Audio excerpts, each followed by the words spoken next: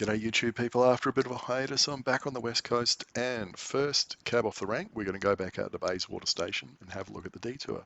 And I was pleasantly surprised when I went through it today. There were heaps of improvements. It was so much better. But as you can see here, I've still got a list of things which I think could be improved with some slightly better design. First thing is widening the footpath as we come at it from the city end.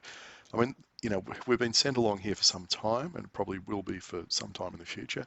Why can't they just widen this narrow footpath, particularly since it's shared with pedestrians? Second thing in, you can see that sign on the left there, much better, except the problem is it's hidden behind that green cabinet for quite some distance. As you ride along here, yep, you can see it's starting to appear from behind the tree, etc. Now, there's this dirt turn. Can't they just put a bit of concrete there on the corner so when you cut the corner, you're not riding in the dirt? And clearly lots of people have done it.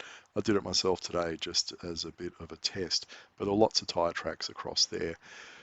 So clearly, I'm not the only person doing that. Again, here we go, pedestrians on the path as well, cyclists coming in both directions. It's just not wide enough. I mean, for crying out loud, how hard is it to put down a bit of concrete along there? Then there's this classic concrete lump. If that's a trip, that is a trip hazard from hell. I don't know how that got left there on the side of the path.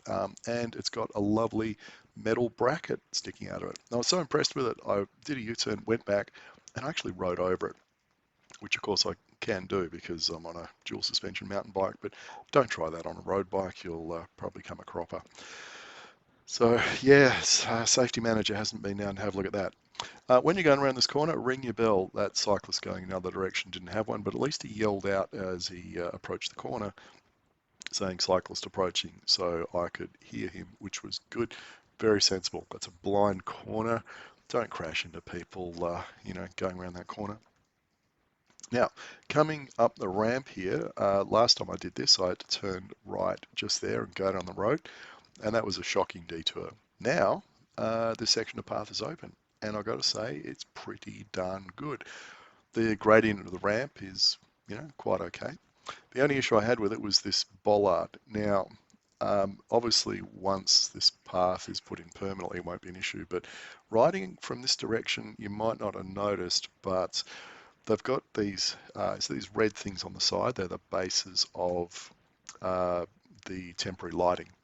The bollard is hidden behind one of them until the last second. So as you're heading towards the city, it's quite possible you could crash into that bollard because you just don't see it until the last second.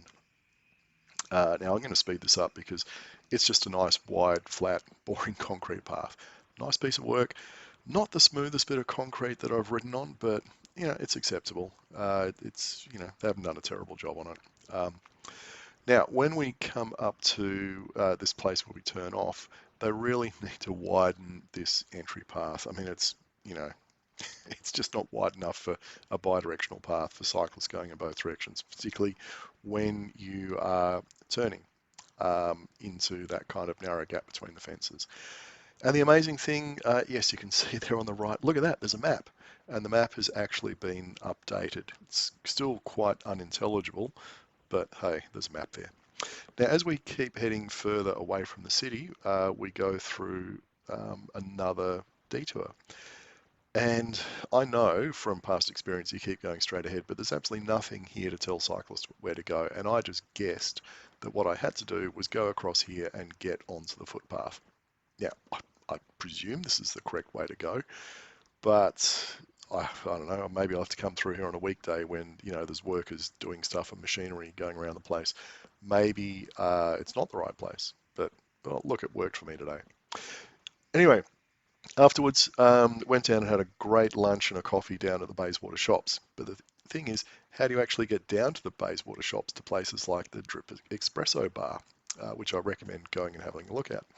So I took the old detour, and what does it say? Footpath closed, roadwork ahead, and there's lots of cones and stuff.